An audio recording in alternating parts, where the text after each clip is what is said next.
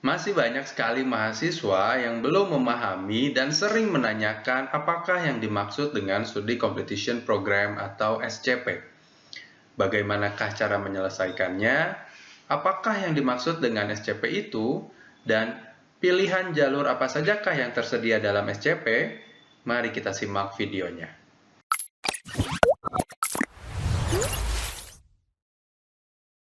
Oke, karena masih banyak pertanyaan dari mahasiswa mengenai apakah itu Studi Completion Program atau SCP dan bagaimana cara melaksanakan dan menyelesaikannya dan apa sajakah yang harus dilakukan ketika menjalani Studi Completion Program ini, maka dari itu sekarang kita akan bahas sama-sama.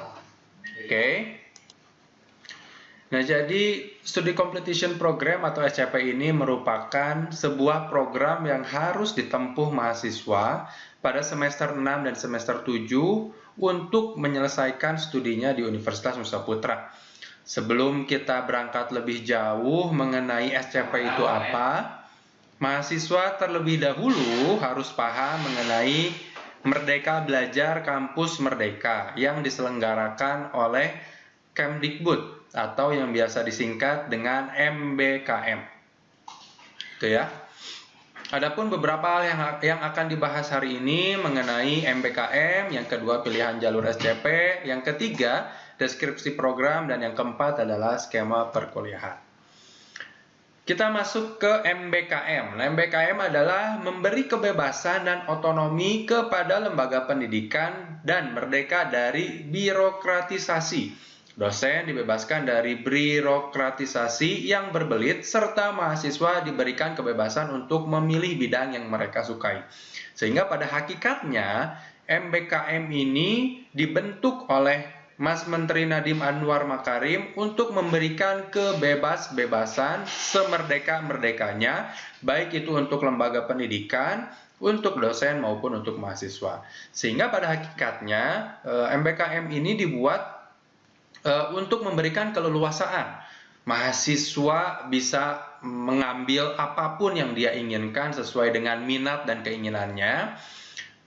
Lembaga pendidikan bisa terbebas dan juga dosen bisa terbebas dari birokratisasi yang berbelit-belit. Kadangkali ini biasanya membelenggu instansi pendidikan atau universitas-universitas negeri gitu ya. Nah, dengan adanya MBKM ini diharapkan kita bisa merasa merdeka untuk menyelesaikan studi kita sendiri. Nah, pada hakikatnya memang MBKM ini lebih banyak diprioritaskan kepada mahasiswa. Karena kadang mahasiswa ada istilah salah jurusan, ada istilah mulai jenuh di belajar di sebuah prodi. Nah, dengan adanya MBKM, mahasiswa ini dibebaskan untuk memilih apa yang mereka sukai. Begitu ya. Adapun bentuk-bentuk kegiatan, ini hanya contoh saja yang dulu MBKM ini diselenggarakan atau disahkan di tahun 2020 oleh Nadiem Makarim, yang mana bentuk-bentuk kegiatannya diantaranya ada pertukaran pelajar, ada magang atau praktik kerja, yang ketiga ada asistensi mengajar, yang keempat ada penelitian atau riset, yang kelima ada kegiatan wirausaha, yang keenam ada studi atau proyek independen, yang terakhir ada KKN tematik. Nah, ini kegiatan-kegiatan ini yang bisa kalian dapatkan informasinya di website kampusmerdeka.kemdikbud.go.id. Nah, di situ banyak sekali bentuk-bentuk kegiatan yang bisa kalian ikuti di sana. Pertanyaannya mungkin seperti ini. Apa sih benefitnya ketika kita mengikuti program flagship yang diselenggarakan oleh pemerintah? Nah, tentunya karena ini diselenggarakan pemerintah, maka dari itu mahasiswa mendapat dukungan penuh, tidak hanya dari administrasi, tentu saja dari segi finansial. Ya, yang dimana nanti mahasiswa bisa saja kemungkinan besar mendapatkan uang pendamping, uang saku, dan lain sebagainya untuk mengikuti kegiatan ini. Gitu ya. Sebagai contoh, ada pertukaran pelajar. Misalnya kalian mengikuti program sekarang ini, karena video ini dibuat di tahun 2022, maka kegiatan pertukaran pelajar yang diselenggarakan oleh Kemdikbud itu namanya PMM atau Pertukaran Mahasiswa Merdeka. Nah, kebetulan di tahun 2022 ini ada juga mahasiswa Nusa Putra yang terpilih lolos untuk mengikuti kegiatan PMM ini dan berkuliah di Universitas Andalas. Nah, yang dimana mahasiswa tersebut tentunya ketika berangkat ke Padang, di samping mendapatkan tiket pesawat, juga ada dapat uang saku, uang pembinaan dan lain sebagainya, gitu ya. Adapun seperti magang, nah programnya biasanya namanya MSIB, magang bersertifikat. Begitu ya. Nah, ada juga program asistensi mengajar. Nah, ini ada kebetulan di program studi sistem informasi juga. Mahasiswa tersebut lolos dalam program ini, dia melaksanakan pendampingan mengajar di sebuah SMA yang ada di Sukabumi. Kegiatannya ngapain? Dia itu membantu guru-guru di sana untuk proses pembelajaran, ya bisa membantu mengajar atau proses-proses administrasi yang ada di sekolah. Lalu yang berikutnya adalah penelitian atau riset. Nah, penelitian atau riset ini nanti kalian akan melakukan riset atau penelitian di lembaga penelitian yang ada di Indonesia, misal di BRIN dan lain sebagainya. Nah, lalu kalau kegiatan wirausaha, nah kegiatan wirausaha juga seperti kalian melaksanakan wirausaha, tapi tentunya ada acuan-acuan atau patokan-patokan yang harus diselesaikan, gitu. Lalu studi dan proyek independen. Nah, kebetulan juga pada semester genap kemarin, mahasiswa sistem informasi ada yang lolos dalam program ini, dia melaksanakan studi independen ini di Gojek Tokopedia dan satu lagi di Ruang Guru. Nah, kegiatannya bagaimana ya? Sama seperti belajar biasa secara daring, hanya saja di terakhir program ini mahasiswa dituntut untuk membuat sebuah proyek ya dengan tim gitu, yang dimana proyek tersebut yang akan menentukan mahasiswa tersebut lulus atau tidak di dalam program ini. Nah, lalu yang terakhir ada KKN tematik. Nah, KKN tematik ini bedanya apa sih dengan KKN biasa? Nah, kalau tematik ini tentunya harus ada temanya ya, artinya tidak hanya pelaksanaan satu kali, tapi jenjang ke depannya seperti apa, lalu manfaat dan lain sebagainya. Nah, program-program inilah sebetulnya yang kami harapkan gitu ya dari program studi sendiri, agar mahasiswa mengikuti dahulu ke sini sebelum nantinya ikut program SCP. Nah, artinya mahasiswa itu kami dorong untuk ikut program ini dulu yang diselenggarakan oleh Kampus Merdeka, Merdeka Belajar ya, di MBKM, di website kampusmerdeka.kemdikbud.go.id. Ketika ada informasi, ketika ada program yang dibuka, kami pengennya mahasiswa itu daftar dulu ke sana, coba ikut seleksi, coba mendaftar. Nah, syukur-syukur diterima dan bisa menjalankan program ini. Kenapa? Karena selain benefitnya buat mahasiswa sendiri, mahasiswa-mahasiswa yang terdaftar di program MBKM yang dibiayai oleh pemerintah itu akan menjadi poin plus untuk program studi. Maka dari itu, sebelum nanti kalian masuk ke SCP, ada baiknya kalian coba-coba dulu kegiatan MBKM yang diselenggarakan oleh Kampus Merdeka. Nah, lalu muncullah studi completion program yang dimana SCP ini adalah upaya untuk mewujudkan Merdeka Belajar Kampus Merdeka yang dapat diimplementasikan dengan baik di lingkungan Universitas Nusa Putra. SCP ini sebagaimana yang kalian ketahui bahwasanya dilaksanakan di semester 6 dan semester 7, yang mana nanti mahasiswa akan mengambil salah satu dari 3 jalur yang sudah ditentukan. SCP ini merupakan komitmen Universitas Nusa Putra untuk mendukung pemerintah mewujudkan Merdeka Belajar. Mengapa? Karena kami membebaskan semerdeka-merdekanya mahasiswa memilih apa, baik itu riset, baik itu internship, maupun student exchange. Nah, sehingga mahasiswa diupayakan mampu memaksimalkan kegiatan ini untuk tujuan bisa lebih mengekspor kemampuan dirinya guna menyelesaikan studi dengan baik. Nah, seperti itu ya. Lalu SCP ini di dalam Universitas Nusa Putra terdiri dari 3 jalur. Yang pertama ada jalur research, yang kedua ada jalur internship atau magang, dan yang ketiga ada jalur student exchange. Ketiga jalur ini memiliki 2 pilihan penyelesaian yang sama, yaitu yang pertama ada skema nasional dan yang kedua ada skema internasional. Maksudnya apa? Maksudnya adalah Setiap jalur ini, baik itu riset, internship, dan student exchange, mereka itu kalian bisa pilih ingin menyelesaikan yang nasional atau internasional. Misal, riset itu ada dua pilihan, ada nasional dan internasional. Internship juga ada nasional dan internasional, begitupun dengan student exchange. Yang mana ketiga jalur ini tentunya memiliki divisi atau sebuah lembaga yang berwenang untuk mengawasi ketiga kegiatan tersebut. Seperti contoh riset. Nah, riset ini diawasi oleh Wakil Rektor 1 bidang akademik langsung, yang dimana nanti Wakil Rektor 1 akan menunjuk pendamping atau pembimbing risetnya. Biasanya nanti mahasiswa akan ditunjuk langsung oleh program studi untuk menjadi pembimbing risetnya, baik nasional maupun internasional.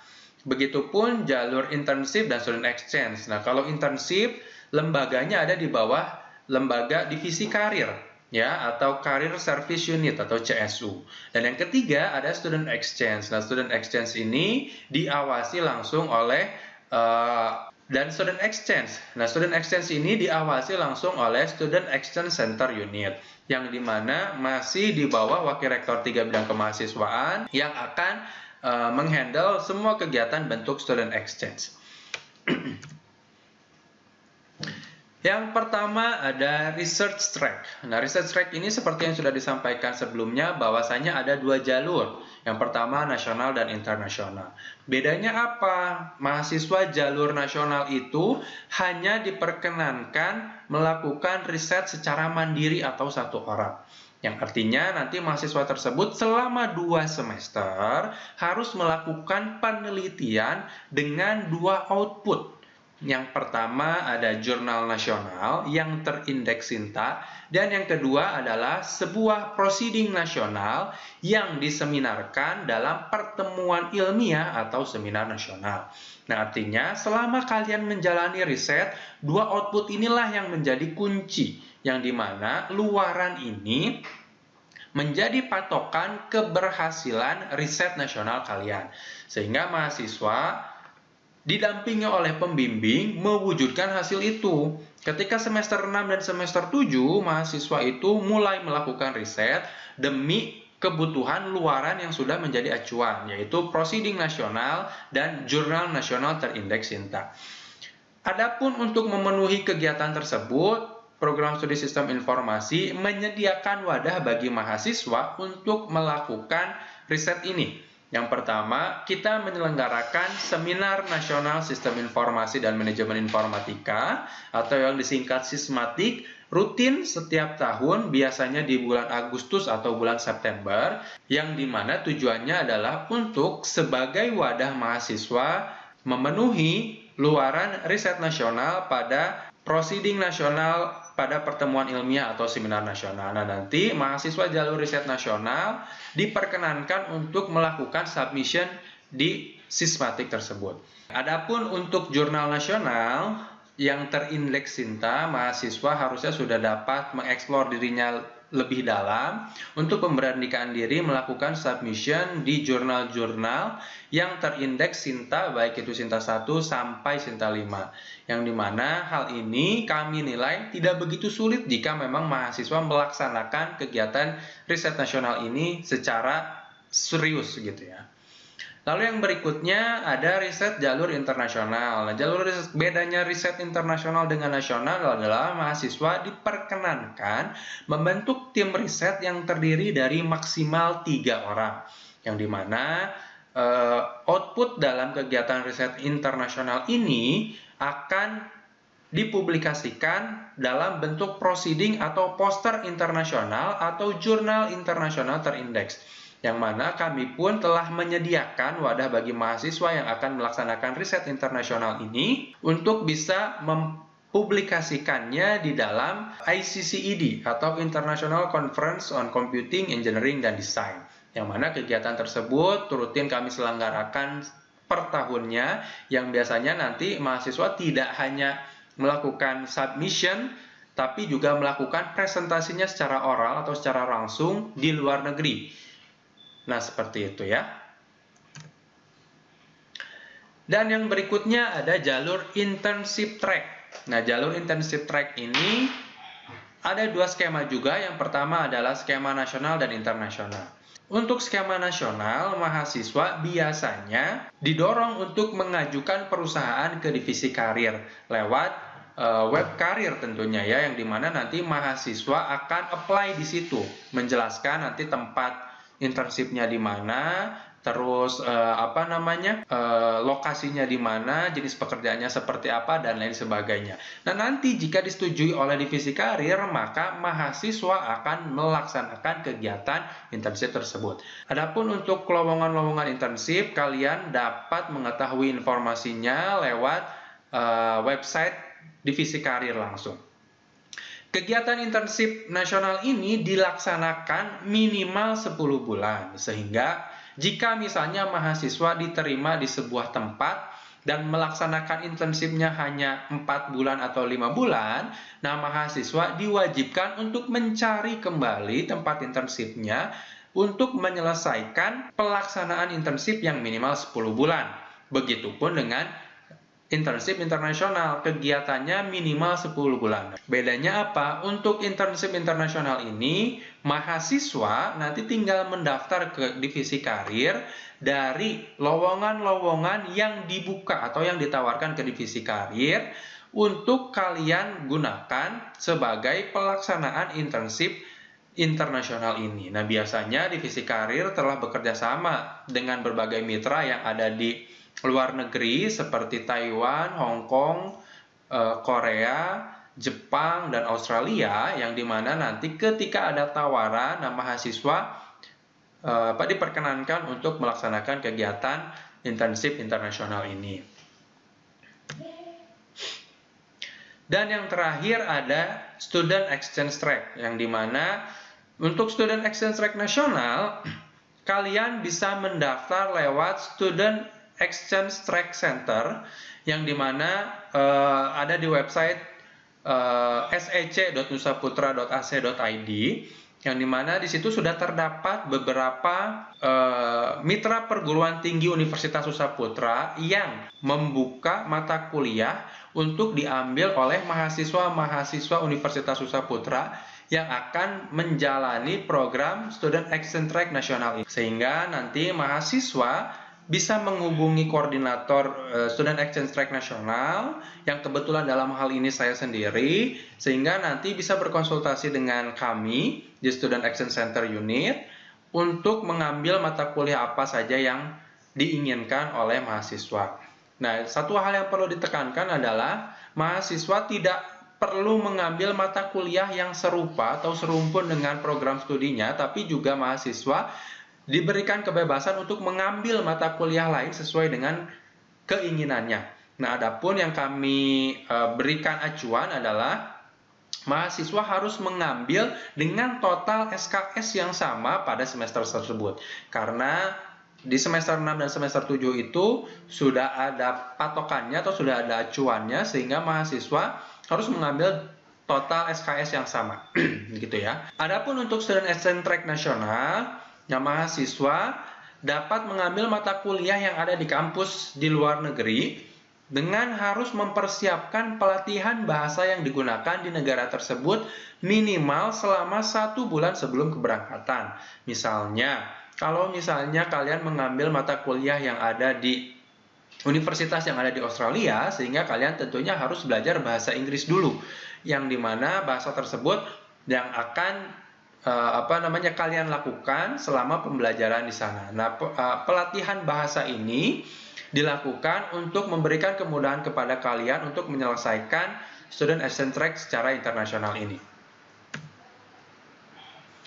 Adapun skema perkuliahan SCP terbagi dua tentunya pada semester 6 dan semester 7, bisa dilihat di layar apa sajakah mata kuliah yang akan dikonversi selama menjalani kegiatan SCP ini di semester 6 dan semester 7. Ya, bisa dilihat bahwasannya di riset, internship, dan student exchange ini memiliki bobot kurang lebih 24 SKS selama 2 semester. Ya, contohnya penelitian, ini riset ini ada 4, 3, 3, 2, sehingga 7, 10, dan 12, dan di bawahnya ada 10 dan 16, berarti ada 16 ditambah 12, berarti ada 20 SKS. Nah, 20 SKS ini akan dikonversi menjadi nilai di semester 6 dan semester 7, yang mana kegiatannya semuanya ketika kalian melaksanakan SCP ini akan diakui dan dimasukkan kepada transkrip. Adapun dari skema perkuliahan selama SCP ini, yang membuat kegiatan SCP menjadi unik adalah setiap akhir semester mahasiswa dituntut untuk melaksanakan seminar, yang mana seminar tersebut merupakan laporan mahasiswa yang menjelaskan kegiatan kalian selama satu semester terakhir. Jadi ketika di semester 6 itu kalian akan melaporkan kegiatan berupa seminar atau presentasi. Ya, di presentasi itulah dijelaskan kalian satu semester ini ngapain sih gitu ya. Apa yang sudah dilakukan dan apa saja capaian. Begitu. Dan yang terakhir adalah pertanyaan-pertanyaan yang sering ditanyakan oleh mahasiswa mengenai jalur SCP ini. Yang pertama adalah bagaimana jika diterima program MBKM sebelum semester 6? Nah, misalnya kebanyakan program MBKM itu dibuka sejak semester 4. Jadi mahasiswa semester 4 sudah mulai bisa mengikuti kegiatan-kegiatan MBKM. Sehingga nanti mahasiswa itu misalnya ada yang diterima MBKM di semester 5. Lalu apa yang harus dilakukan? Ya tidak apa-apa, mahasiswa nanti silahkan untuk mengikuti kegiatan MBKM itu di semester 5. Nah, nanti mata kuliah yang ada di semester 5 dirubah menjadi ke semester 7. Contoh misalnya ya, ada mahasiswa yang diterima program studi independen di semester 5. Lalu apa yang dilakukan? Nah, mahasiswa tersebut melaksanakan kegiatan studi independen di semester 5. Sehingga nanti semester 6 dia mengambil jalur SCP apa yang dia inginkan. Misalnya jalur riset semester 6-nya. Nah, lalu semester 7-nya barulah dia ngambil mata kuliah yang ada di semester 5. Nah, seperti itu. Lalu yang kedua, bolehkah berpindah jalur penyelesaian di semester 7? Nah, sampai video ini dibuat di bulan Agustus tahun 2022, kebijakan ini masih belum disesuaikan, sehingga mahasiswa yang sudah mengambil satu jalur di semester 6 hanya diperkenankan untuk mengambil jalur tersebut di semester 7, kecuali dengan beberapa kondisi-kondisi yang sangat tidak memungkinkan mahasiswa tersebut melanjutkan di semester 7. Contoh misalnya, ketika mahasiswa tersebut mengambil jalur internship di semester 6, tapi ternyata sampai semester 7 mahasiswa tersebut masih belum mendapatkan perusahaan yang disetujui oleh divisi karir, sehingga biasanya program studi memberikan rekomendasi atau memberikan keadaan yang force major gitu ya, untuk memindahkan mahasiswa tersebut ke jalur lain yang paling memungkinkan, biasanya jalur riset begitu. Lalu yang ketiga, bagaimana jika luaran tidak dapat tercapai? Nah, misalnya tadi kan di jalur riset ada harus membuat jurnal dan juga membuat proceeding nasional. Nah, bagaimana jika salah satunya tidak tercapai? Nah, itu otomatis nilai luarannya atau nilai SKS-nya tidak akan maksimal. Misal contoh tadi ada publikasi publikasi karya tulis ilmiah gitu ya di semester 7 kalau tidak salah. Nah, itu kemungkinan nilainya tidak akan dapat atau misalnya nilainya berkurang. Nah, itu penilaian tersebut kembali lagi kepada dosen pembimbing, karena dosen pembimbinglah yang diberikan kewenangan untuk melakukan penilaian tersebut. Sehingga upayakan semua kegiatan berjalan dengan lancar dan memenuhi capaian yang dilaksanakan. Yang nomor 4, bagaimana konversi nilai jika diterima program MBKM di luar program SCP? Nah, ini pertanyaan yang juga sering ditanyakan ya. Gimana misalnya saya diterima program KKN tematik misalnya, kan itu tidak ada di dalam program SCP ya. Nah, nanti bagaimana transkrip nilai kita? Nah, sekarang ini Universitas Usaputra dalam hal ini program studi sistem informasi sedang meramu skema bagaimana kita membuat skema pembelajaran yang dapat mendukung semua kegiatan MBKM dan dapat mengakomodir konversi SKS mahasiswa yang mengikuti kegiatan MBKM. Sehingga kami upayakan betul semua kegiatan-kegiatan MBKM yang dilaksanakan mahasiswa walaupun di luar program SCP itu dapat dikonversi ke SKS. Tapi dalam hal ini saya sampaikan ke mahasiswa tidak perlu khawatir. Ketika memang kalian melaksanakan kegiatan ini secara sah dan diakui oleh pemerintah, semua bentuk kegiatan akan kami akui dan kami dukung sehingga tidak mungkin merugikan mahasiswa. Begitu ya. Dan yang terakhir adalah bagaimana sih tips sukses melaksanakan SCP? Nah, dalam hal ini saya minta kepada mahasiswa untuk terlebih dahulu menganalisis keadaan diri kalian. Misalnya, ini kan program MBKM ini kan berangkat dari minat mahasiswa ya. Nah, misalnya bagi kalian yang ingin bagi kalian yang ingin mengeksplor diri lebih, mendapatkan pengalaman belajar di luar kampus, atau mendapatkan teman-teman yang banyak, relasi dan lain sebagainya, nah kami sarankan untuk mengikuti kegiatan student exchange. Kenapa? Karena di situ kalian akan mendapatkan banyak teman, banyak pengalaman dari berbagai daerah dan lain sebagainya. Nah, lalu untuk mahasiswa-mahasiswa yang ingin bekerja setelah lulus kuliah, maka kami sarankan untuk mengikuti kegiatan internship. Mengapa? Karena melalui kegiatan internship itulah mahasiswa mendapatkan portofolio yang baik di dalam SKPI-nya. Ya, artinya mahasiswa kan setelah lulus harusnya mendapatkan pengalaman bekerja di sebuah instansi atau perusahaan. Lalu yang terakhir, jika misalnya mahasiswa tersebut ingin belajar lebih atau ingin melanjutkan studi misalnya ke jenjang yang lebih tinggi S2 gitu ya. Nah, kami sarankan untuk melakukan riset. Mengapa? Karena pada saat riset itulah mahasiswa mendapatkan pengalaman melakukan penelitian, terlebih lagi dengan output yang sudah disediakan, mahasiswa mendapatkan publikasi tambahan yang akan sangat berguna ketika melaksanakan studi lanjut di jenjang berikutnya. Nah, lalu tips-tips yang lainnya mungkin kami sarankan kepada mahasiswa kelas reguler atau internasional. Misalnya kelas reguler gitu ya, kami sarankan untuk mengikuti internship karena itu akan sangat bagus sekali ketika kalian lulus gitu ya. Nah, lalu untuk mahasiswa kelas internasional, kami sarankan untuk mengikuti kegiatan student exchange. Kenapa? Kalau bisa student exchange-nya juga yang internasional. Kenapa? Karena akan pengalaman-pengalaman di luar negeri itu akan sangat berarti buat diri kalian sendiri, tidak hanya pembelajarannya tentunya, tapi experience-nya akan sangat berbeda sekali. Dan yang terakhir, untuk mahasiswa kelas blended learning, kami sarankan untuk mengikuti jalur riset. Mengapa? Ya, kami sadar betul bahwasanya dengan kesibukan kalian di luar kampus, di pekerjaan dan lain sebagainya, nah mungkin waktu yang paling available untuk melakukan riset ini adalah riset bersama dosen-dosen di program studi sistem informasi.